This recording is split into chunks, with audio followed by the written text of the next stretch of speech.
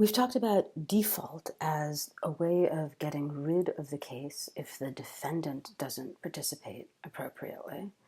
Dismissal is the inverse of that, where the case is dismissed because of the plaintiff. So there are two forms of dismissal. First is voluntary dismissal, meaning voluntary on the part of the plaintiff. The plaintiff can drop the lawsuit on her own, in other words, without anybody's agreement or permission, in that period between complaint and answer.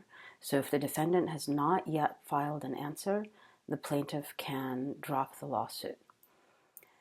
If the defendant has already answered, then the plaintiff needs defendant's consent to dismiss the lawsuit voluntarily.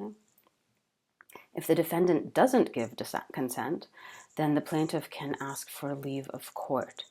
And in that case, the defendant's counterclaims, if they have any counterclaims, stay alive. In other words, the plaintiff can't file suit, get a response with a set of counterclaims, and then dismiss the whole thing, including the counterclaims. The counterclaims become kind of a zombie lawsuit. They take on a life of their own.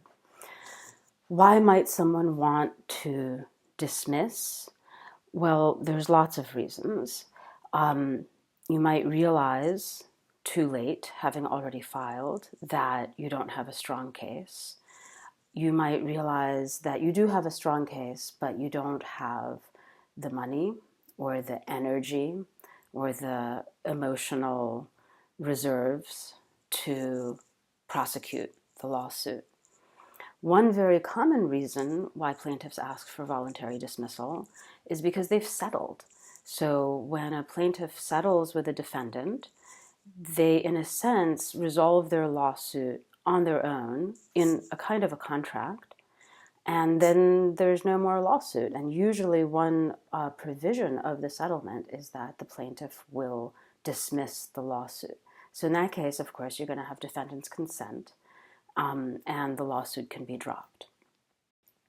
There's also another kind of dismissal, involuntary dismissal, if the plaintiff doesn't prosecute that's the terminology. But what they mean by prosecute is just participate properly in the litigation.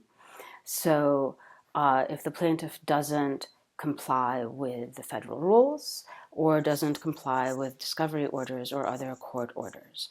So as you can see, this is basically a parallel to the default provision, and it both encourages plaintiffs to not do obnoxious things like file suit and then disappear, keeping the defendant in limbo because they are being litigated against, but not able to resolve the litigation, and also not to disobey court orders. So there's a kind of incentive here and also a threat of punishment for disobeying court orders, just as there is with default.